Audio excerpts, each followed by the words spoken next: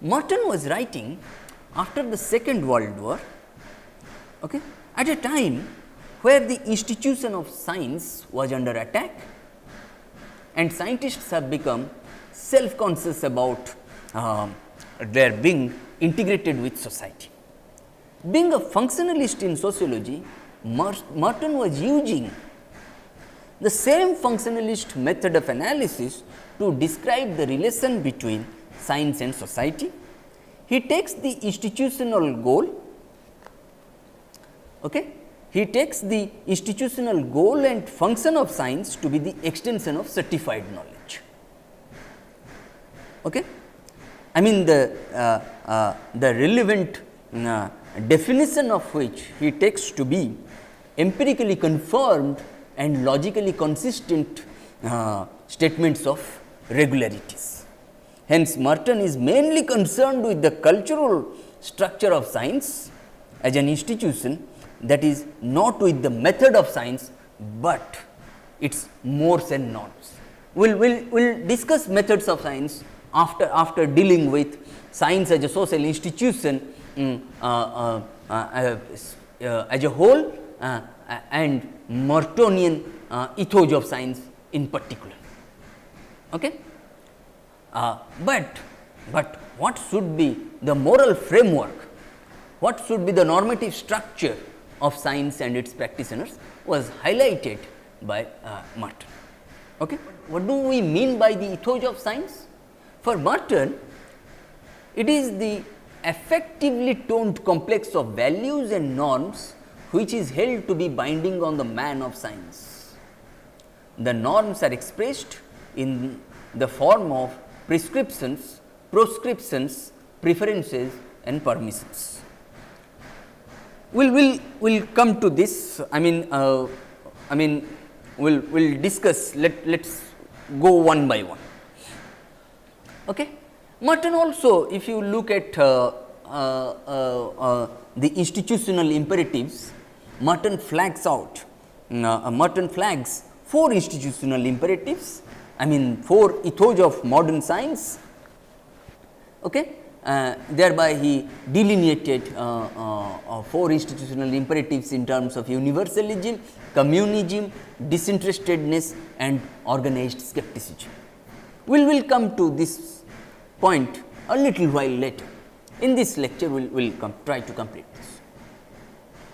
One question that comes up, okay, is whether Merton thinks that these imperatives are ideals and norms that scientists actually act on, or rather ideals or norms that they are supposed to act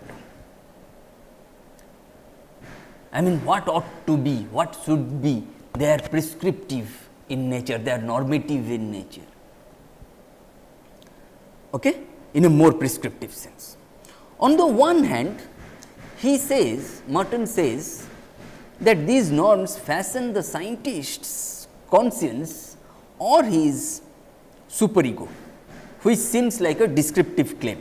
But on the other hand, he says that he is trying to answer the question which social structure provides an institutional context for the fullest measure of development of science, which sounds prescriptive.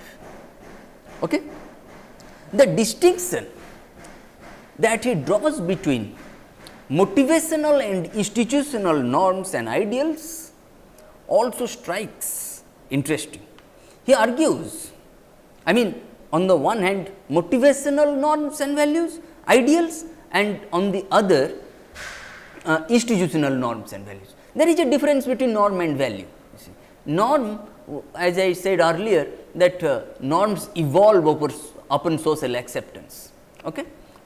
When I say rules are legally bound. Okay? Rules can be codified, whereas norms may not be codified. Values are higher ordered norms. Otherwise, I will say speak the truth always. Honesty is the best policy. They are values. Okay? They are not norms. Okay? Merton argues, for instance, that even though scientists may not individually be disinterested or unbiased, there is something distinctive about the institution of science that makes scientists behave that way in an institutional level. In other words, it is because the institution enjoins disinterested activity that it is to be the interest that it is to the interest of scientists to conform to this norm and internalize it. Merton will come to this, but I mean I hope you are able to follow the aspects of motivational and institutional norms. Okay? Motivational norm and value may be related to the way curiosity driven research is being carried out. When Merton talked about institutional norms and values, it refers to institutional mandates. If you look at different institutional settings in India, CSIR labs have different institutional mandates, whereas ICAR labs, I mean Indian Council of Agricultural Research, sponsored research institutions have different institutional mandates. That is why you will find mostly CSIR labs, they work in the laboratory, whereas ICAR labs, they work in the field.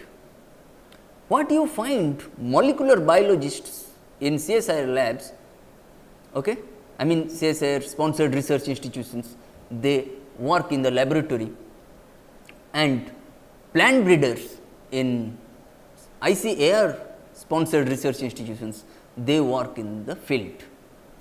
Perhaps the time has come today how to integrate these two, how there must be a cognitive empathy, as Weber put it, okay, that understanding the role of the other, understanding the need of the other.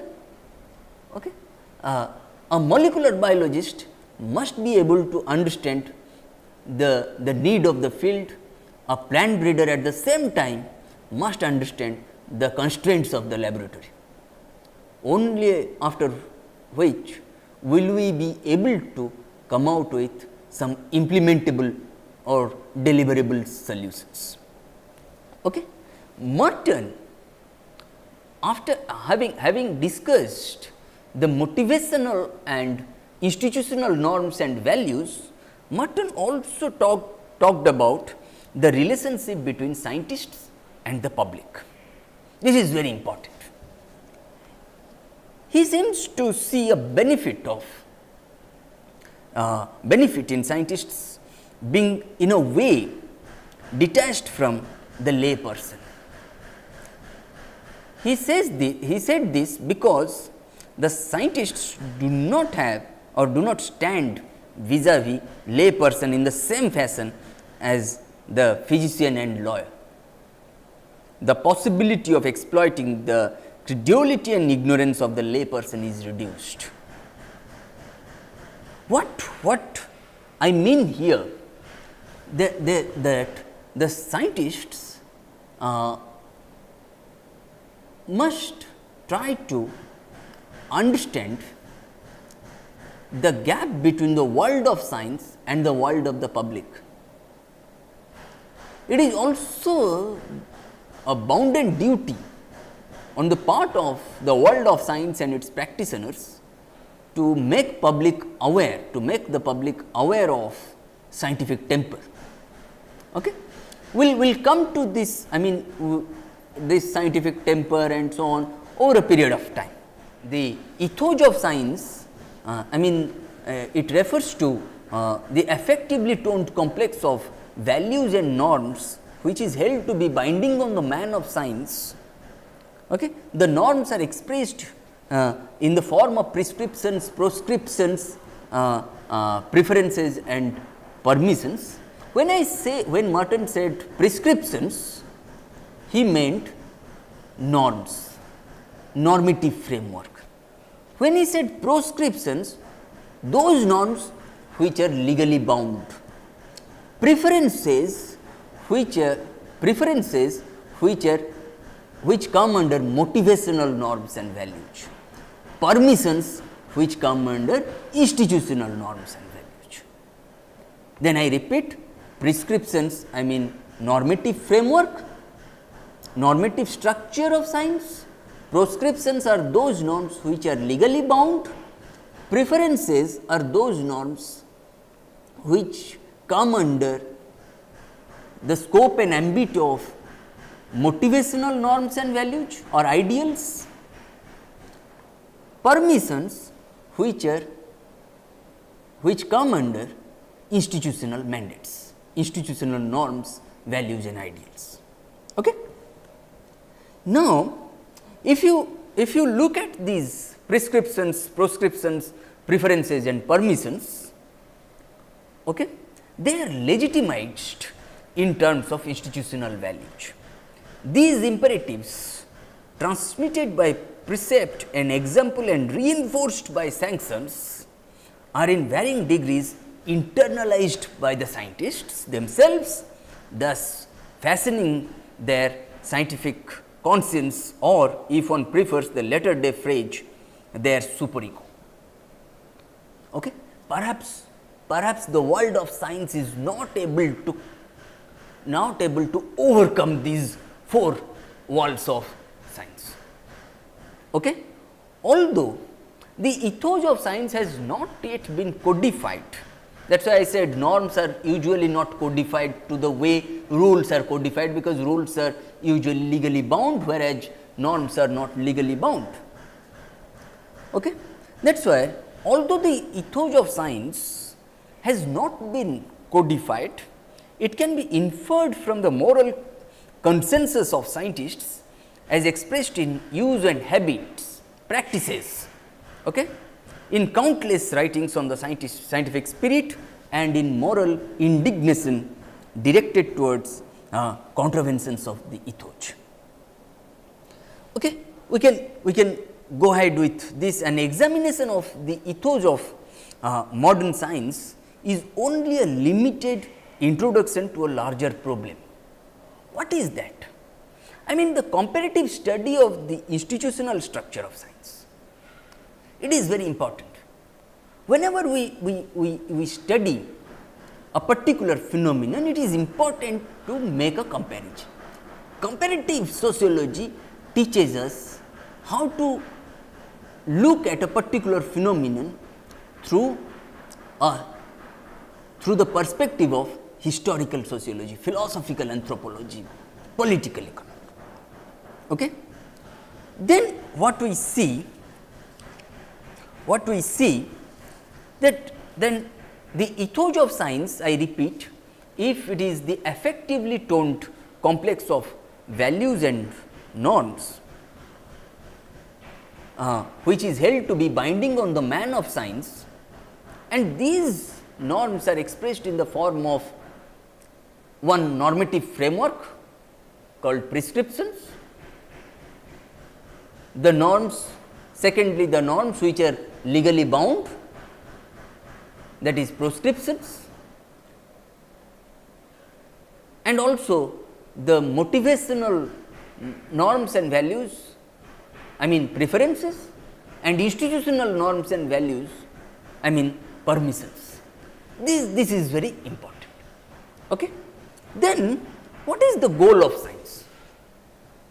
The institutional goal of science is the extension of certified knowledge, which can be spelled out in terms of its technical methods.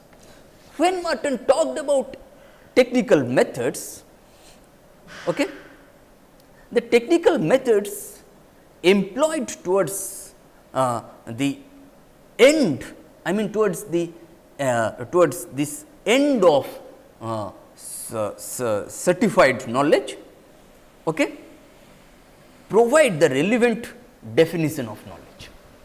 What is that? I mean, when I say technical methods, I mean they are empirically confirmed and logically consistent statements of regularities, these are often predictions. When Merton used the term predictions, he did not use the term predictions the way an astrologer might have done. Okay. This is not the way we use, STS scholars use prediction. Okay. The way we use prediction, suppose I will say that given the rice production in India or the production of rice in India was X amount or quantity in 1951, X plus 1 in 1961, X plus 6 in 1971, then how do we predict the production of rice in 2021? I mean, we take geographical indicators, we take the agricultural production, the productivity, the quality of soil, the quality of seed, the farming practices and so on in mind. That is why we make those predictions, not prediction in an astrological sense, okay? Prediction in a very scientific sense. Okay? The institutional imperatives which may be termed as mores, okay? Those mores, I mean the social mores that are widely observed and considered to have greater moral significance than others. I mean mores include an aversion for societal taboos such as incest. Okay? The mores of a society usually predict legislation prohibiting their taboos. Okay? The institutional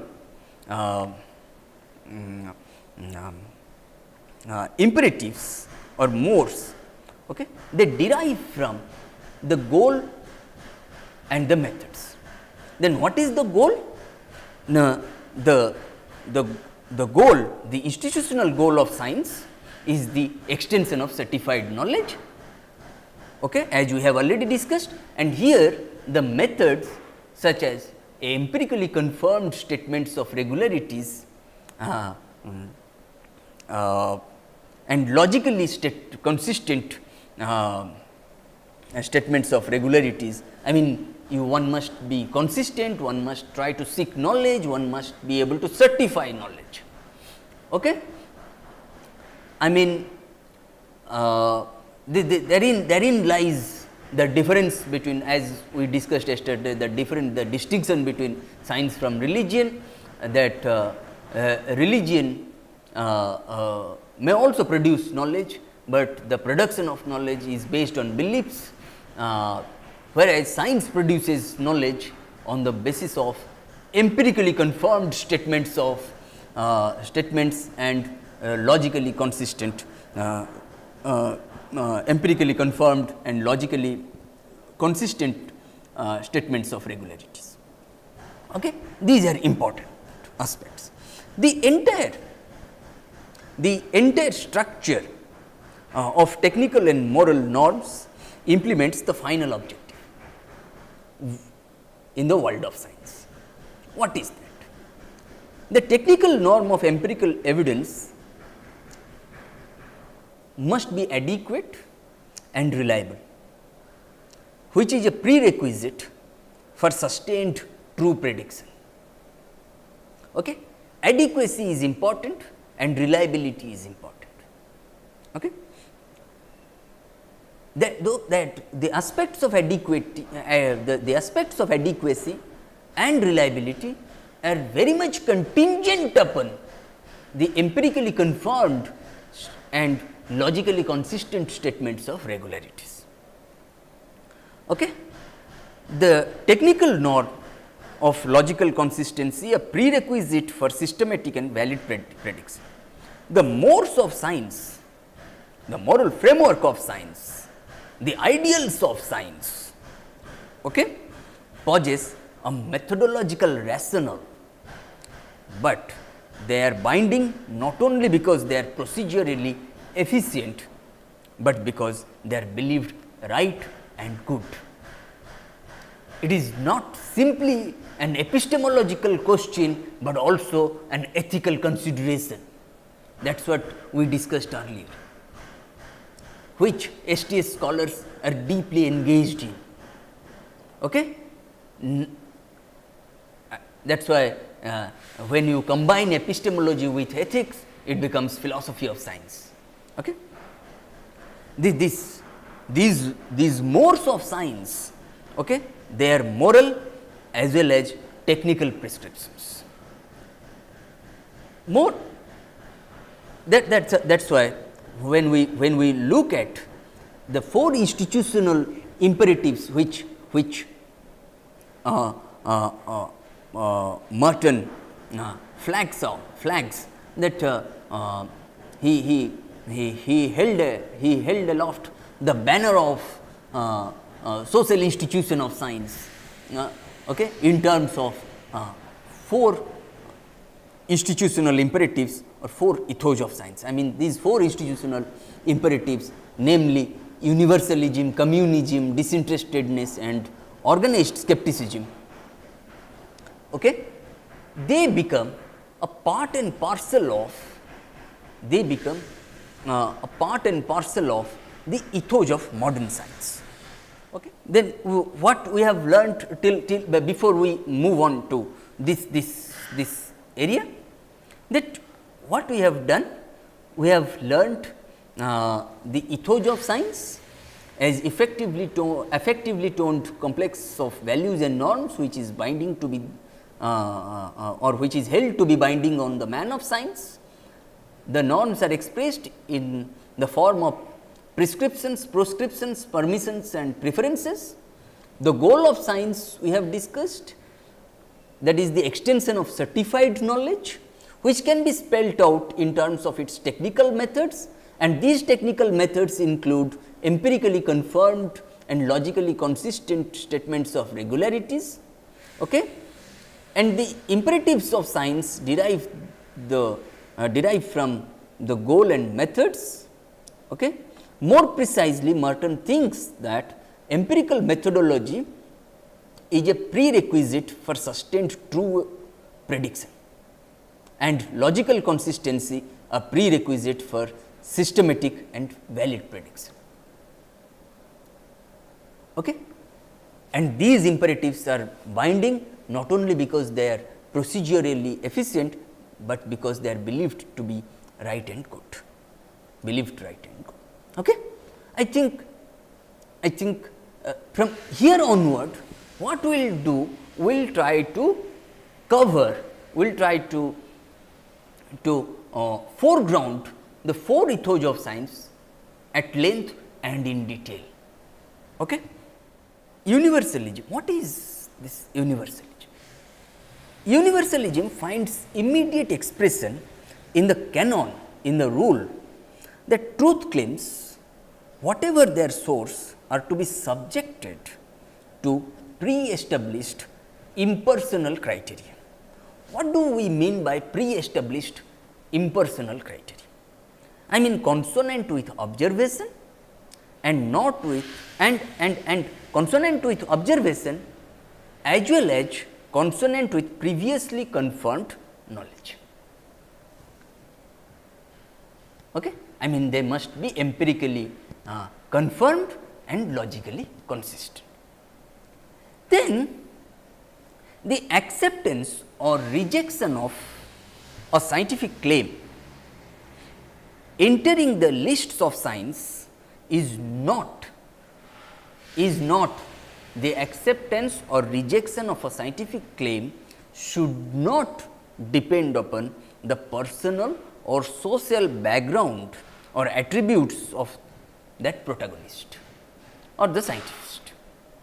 I mean to put it differently, the acceptance or rejection of a scientific claim should not depend upon the social or personal background of the person offering that claim.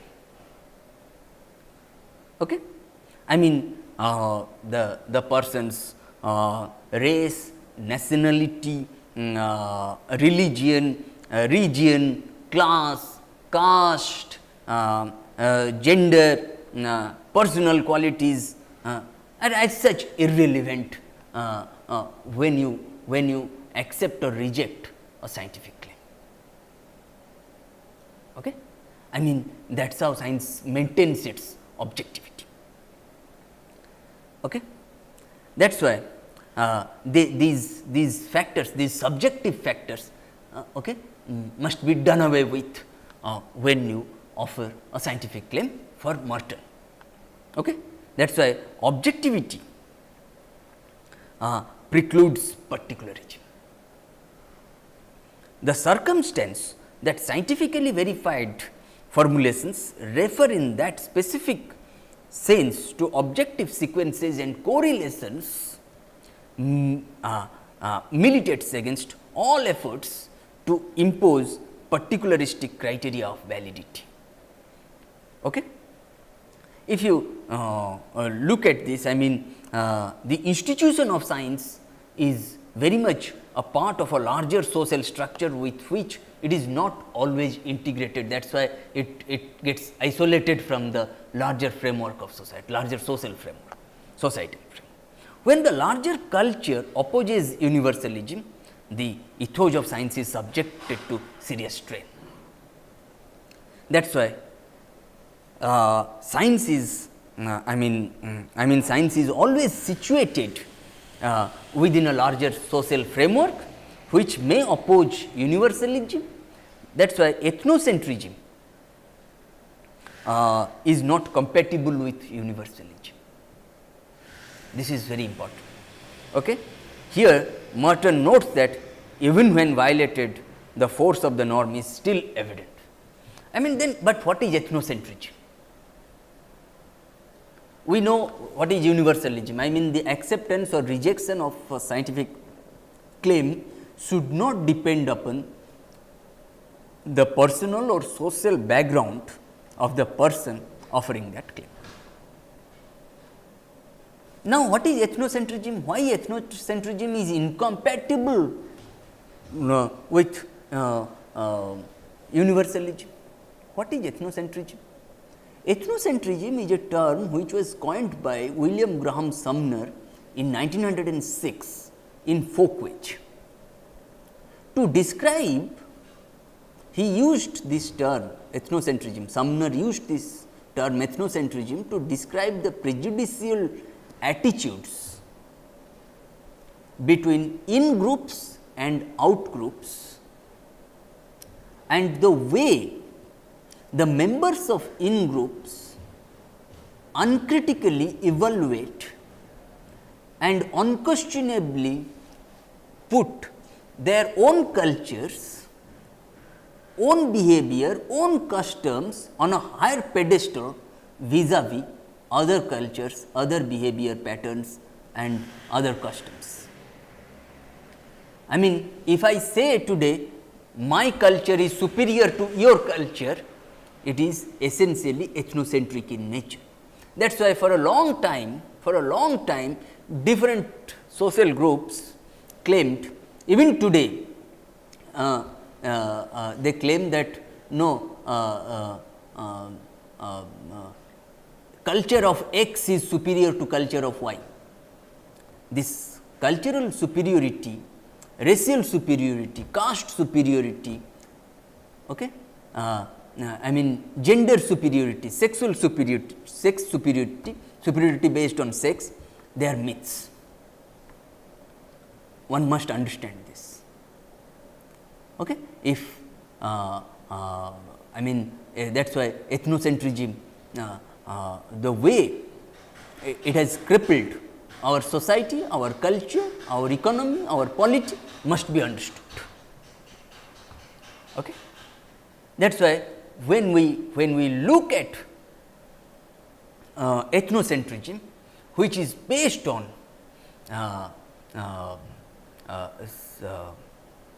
the biological school of evolutionary theory, okay, I think a modern society, a more civilized society must restrict the entry of an ethnocentric worldview. Okay? Ethnocentrism is not compatible with universalism. Okay? Perhaps for this reason, Martin notes that even when violated, the force of the norm of universalism is still relevant. Okay? Even under counter pressure, scientists of all nationalities adhere to the universalistic standard in more direct terms. The international, impersonal, virtually anonymous character of science is reaffirmed, and denial of the norm of universalism is conceived as a breach of faith. Okay? Then universalism finds further expression in the demand that careers be open to talents. Okay? I mean the science to be a meritocracy. Since the goal of science is to further our knowledge, precluding competent practitioners would impede this goal, access to scientific careers should be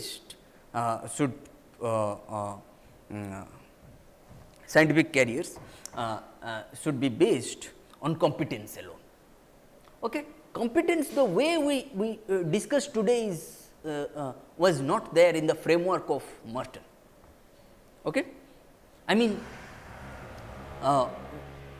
he was trying to make a more open democratic society, whereas the way different sections of the society have been marginalized just because on the basis of their ascriptive qualities in India as well as in the West, their concerns should not be marginalized on the basis of their ascribed qualities, on the basis of their births, but on the basis,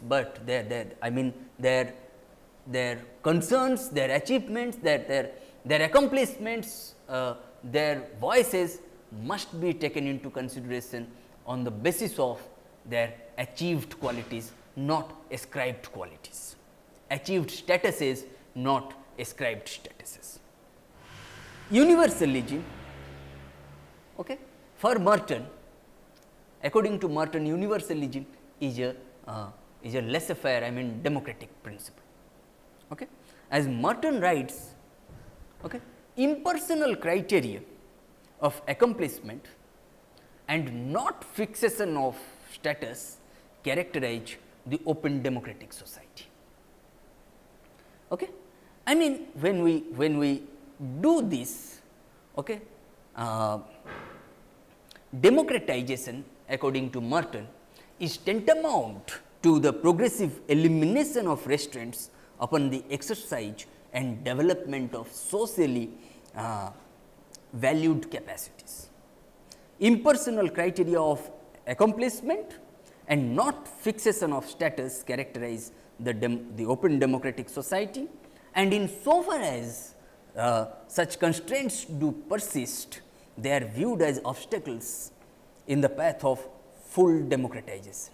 Thus, in so far as laissez-faire democracy permits the accumulation of differential advantages for certain segments of the population, differentials that are not bound up with demonstrated differences in capacity, the democratic process leads to increasing regulation by political authority. And under changing conditions, new technical forms of organization must be introduced to preserve and extend equality of opportunity. And now in Indian context, in STS we talk about equality of opportunity, which he dealt into in the 1940s, 30s, 40s and so on. And the political apparatus may be required to put democratic values into practice and to maintain universalistic standards. Okay? Now, this equality of opportunity to do science, equality of opportunities to practice science okay, leads our discussion to another institutional imperative, another ethos of science, namely communism.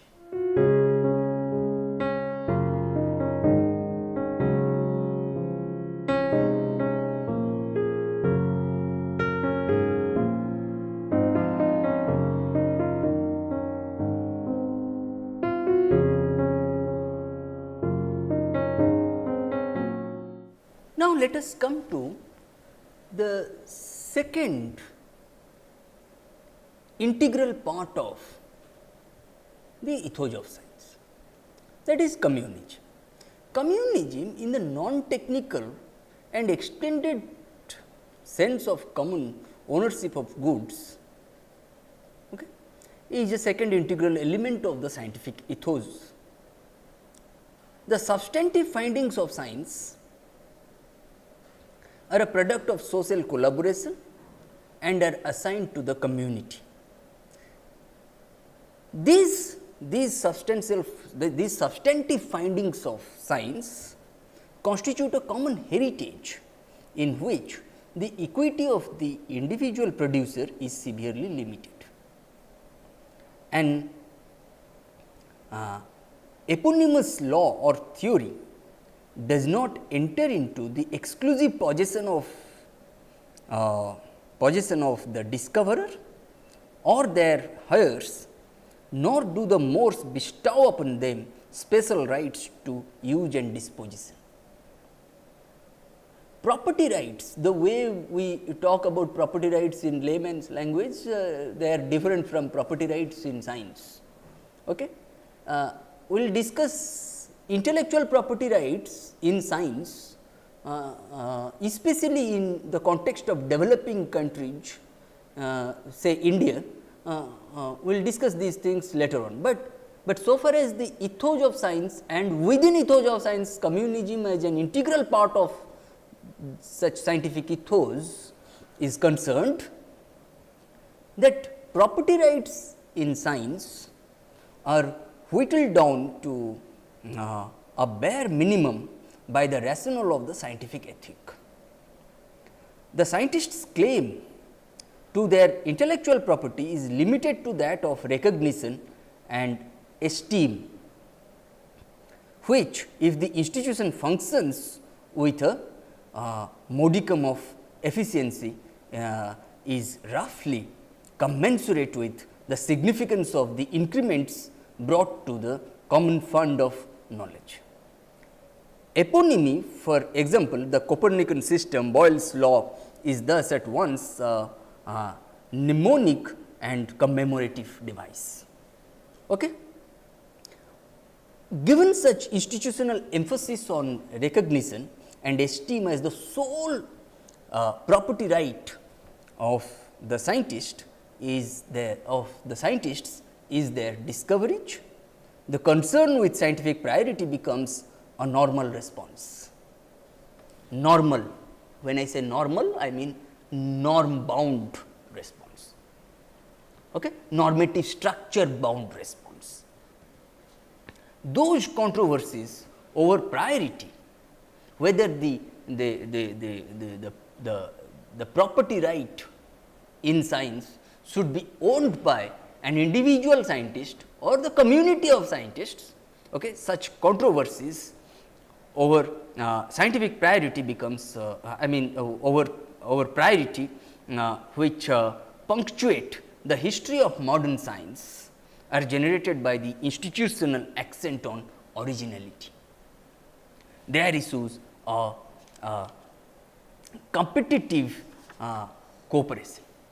The products of competition are communized and esteem accrues to the producer.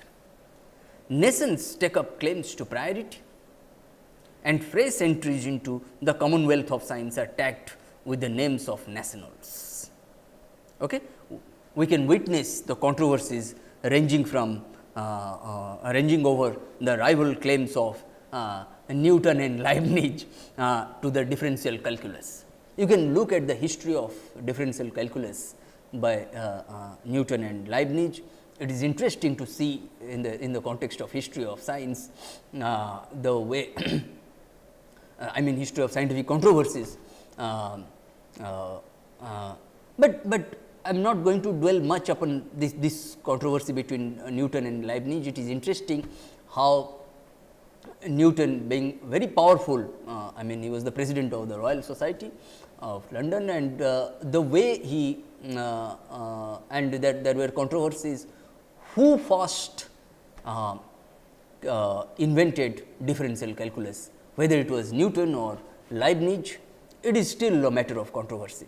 Okay? But this all does not challenge the status of scientific knowledge as common property, whether whether Newton invented differential calculus or Leibniz invented differential calculus, but the scientific community always used to own this. There was no controversy at that time about individual property right. Okay? I mean the institutional conception of science as part of the public opinion or as part of the public domain, okay, is linked with the imperative for communication of findings. Secrecy is the pressure for diffusion of results is reinforced by the institutional goal of advancing the boundaries of knowledge and by the incentive of recognition, which is of course contingent upon publication. A scientist who does not communicate his or her important discoveries to the scientific fraternity, okay, becomes the target for ambivalent responses. They are esteemed for their talents and perhaps for their modesty, but institutionally considered their modesty is seriously misplaced, okay, in view of the moral compulsive for sharing the wealth of science. Okay.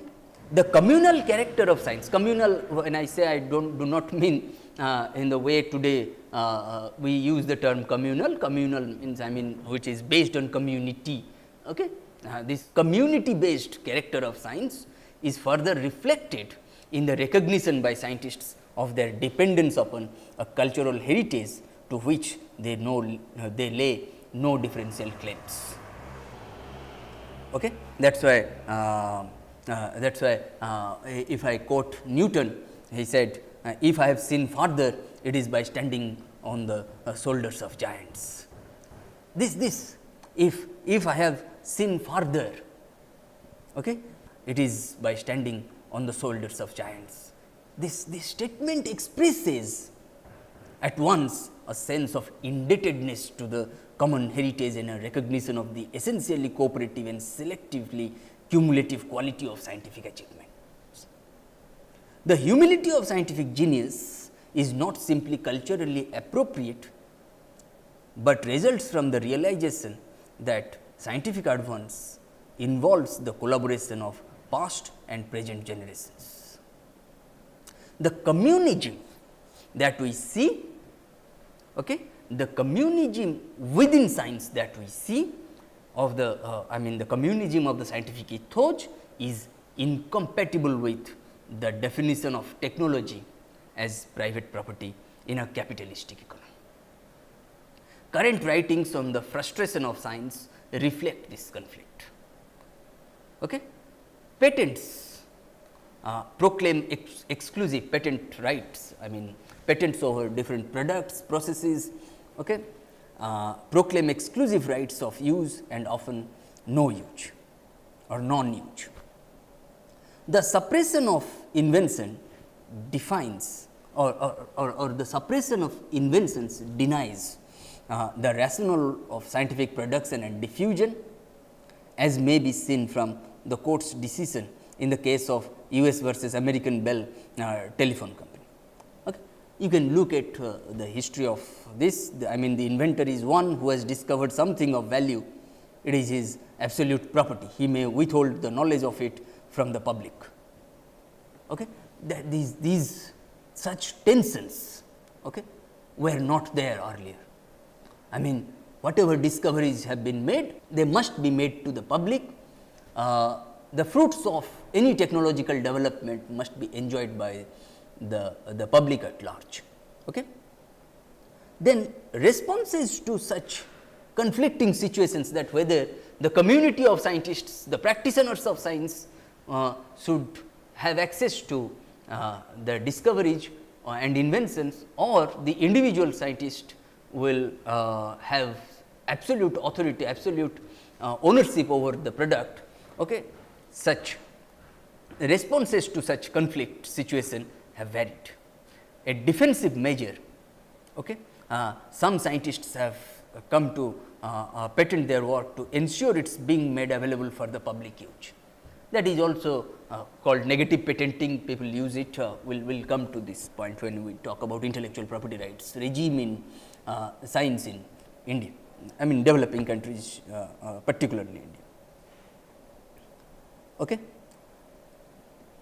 According to Merton, some scientists also seek to resolve this conflict by advocating socialism. This is also important. Okay.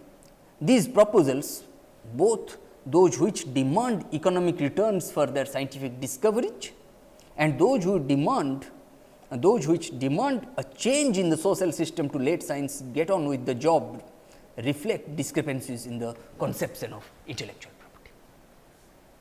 Okay. To recapitulate this ethos of science, I mean communism. Okay. I mean established scientific knowledge should be accessible to all members of the scientific community to use, explore and so on. As a result, communication of scientific results is prized and secrecy about them scorned. If a law or a theory is named after a person, this only bestows prestige upon the person so named, usually because the law or theory is a significant contribution. Since this is the only privilege of ownership of a theory, it becomes a prized possession. That is why we say laws of motion, Newtonian laws of motion, theory of relativity, Einsteinian theory of relativity. Okay. Merton notes that originality and priority, okay, are accented because of this. Okay. That is why communism has become more important, okay, especially in the wake of the IPR regime throughout the I mean IPR regime across the continents in the globe, and especially in the context of developing countries, including India. Okay. Coming to the third integral part or third integral scientific ethos, okay, which is disinterestedness. Okay. It is not to be equated with altruism or interested action with egoism. Science must include disinterestedness as a basic institutional element. Okay. As I said, science must not be equated with altruism or interested action with egoism. Such equivalences confuse institutional and motivational levels of analysis. A passion for knowledge, ideal curiosity, altruistic concern with the benefit to community, and a host of other so special motives have been attributed to the scientists, I mean the practitioners of science. The quest for distinctive motives appears to have been misdirected. It is rather a distinctive pattern of institutional control over control of a wide range of motives which characterizes the behavior of scientists. For once, the institution enjoins disinterested activity. It is to the interest of scientists to conform on pain of sanctions, and in so far as the norm has been internalized on pain of psychological conflict. The virtual absence of fraud in the annals of science, which appears exceptional when compared with the record of other spheres of activity, has at times been attributed to the personal qualities of scientists. By implication, scientists are required or by implication scientists are recruited from the ranks of those who exhibit an unusual degree of moral integrity. There is in fact no satisfactory evidence that such is the case. As Merton argued, a more plausible explanation may be found in certain distinctive characteristics of science itself, involving as it does the verifiability of results. Scientific research is under the exacting scrutiny of fellow experts. Otherwise put, and doubtless the observation can be interpreted at least majesty. The activities of scientists are subject to rigorous policing to a degree perhaps unparalleled in any other field of activity. Okay? I mean, when I come to this point, I mean, when I say this, I mean scientific claims should not be put forth solely to further one's interests or advance one's own agenda. Merton first notes that disinterestedness is an institutional obligation. It should not come in the way of personal interests and ideologies. When it is an institutional obligation, we must remember that it should not be confused with any individual motive. Scientists may have any number of individual drives or desires, fame, curiosity, altruism, etc., okay, that motivate them. The institutional control of a wide range of these motives better characterizes what is central to science and its ethos. This explains why science is this explains why there is little fraud in science. Merton explains that this comes about because scientists are well policed by rigorous empirically confirmed tests, logically consistent tests performed by other scientists. That is why pre-established impersonal criteria, prior knowledge is very important in science to maintain disinterestedness. Scientists also have a very different relationship to lay clientele than other professions. When there is a stronger relationship between lay people and scientists, incentives for fraud and pseudoscience become more pressing. This is also interesting. In this connection, the field of science differs somewhat from that of other professions. The scientists do not stand vis-a-vis a lay clientele in the same fashion as do the physician or lawyer, for example, as we have discussed. The possibility of exploiting the credulity, ignorance and dependence of the layman is thus considerably reduced. Fraud and irresponsible claims are even less likely than among the service professions. To the extent that the scientist layman relation does become paramount, there develop incentives for evading the mores of science. The abuse of expert authority and the creation of pseudosciences are called into play when the structure of control exercised by qualified compeers is rendered ineffectual. It is probable, it may be probable, it is probable that the reputability of science and its lofty ethical status in the estimate of the layman is in no small measure due to technological achievements. Every new technology bears witness to the integrity of the scientists. Science realizes its claims, however, its authority can be and is appropriated for interested purposes, precisely because the laity is often ill. Okay? The laity is often in no position to distinguish spurious from genuine claims to such authority. Okay? The presumably scientific pronouncements of totalitarian spokesperson on race or economy or history are for the uninstructed laity for the same order as newspaper reports of an expanding universe or wave mechanics. Okay? I mean, the borrowed authority of science bestows prestige on the unscientific doctrine. What we mean to do here in the form of these three ethos of science, universalism, communism and disinterestedness, we are trying to cover the institutional imperatives, institutional goal, institutional control, institutional obligation on the part of individual scientists, okay, so far as the institutional normative structure is concerned. Okay.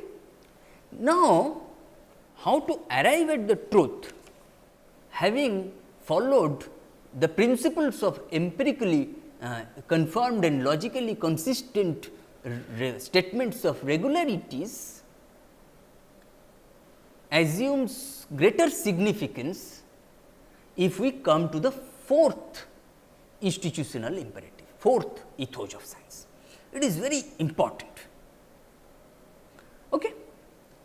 I mean, the last one, organized skepticism, is variously interrelated with the other elements of the scientific ethos, namely universalism, communism and disinterestedness. It is both a methodological and an institutional mandate. We have discussed institutional mandates earlier, namely universalism, communism and disinterestedness, but it is important to note this methodological mandate.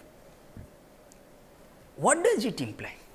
That scientific claims should be evaluated by suspending judgments and scrutinizing claims in terms of empirically confirmed and logically consistent considerations alone. When I say organized skepticism, I mean temporary suspension or temporary suspension of judgment or postponement of judgment until and unless all facts are at hand. If we do not have adequate and reliable facts, verifiable facts at hand, observable facts at hand, then we must try to keep on postponing our judgment, or we must keep on temporarily suspending or withholding our judgment. Okay? The temporary suspension of judgment and the detached scrutiny of beliefs in terms of empirical and logical criteria have periodically involved science in conflict with other institutions. Suppose other institutions, they immediately come to a conclusion, but science cannot afford to do that. Science should not afford to do that unless and until all facts are at hand.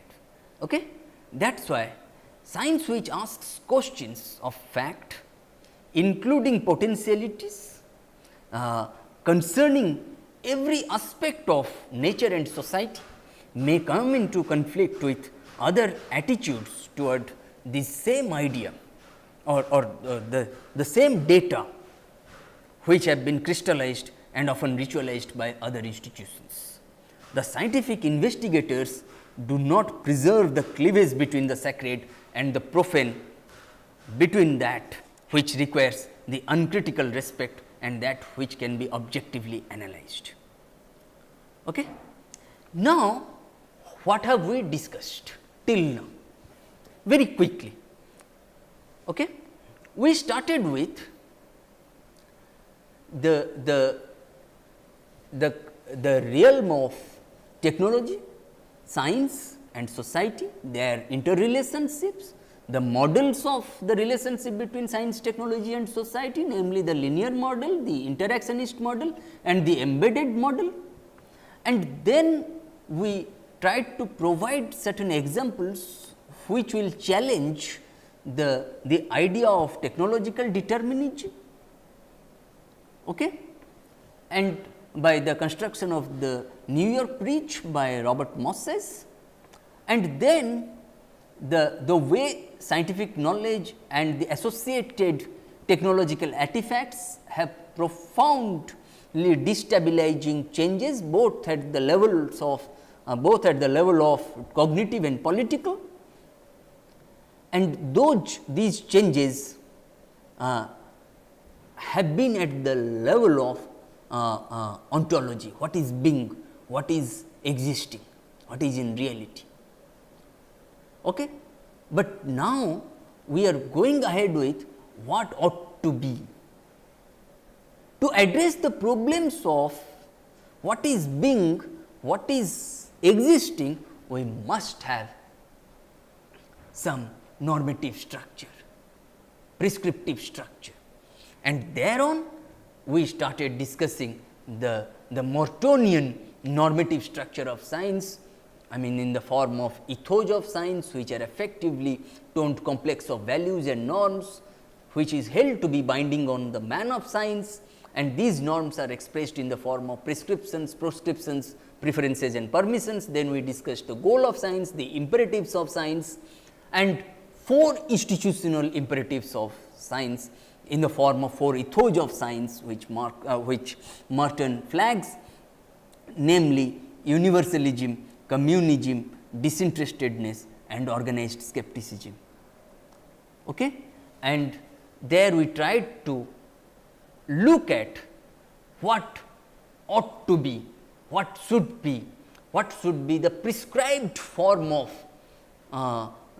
scientific practices and so on. Okay? And in the next week, we will start with a few assignments, okay? And then we will try to cover the methods of science in the next few weeks. Okay? Thank you.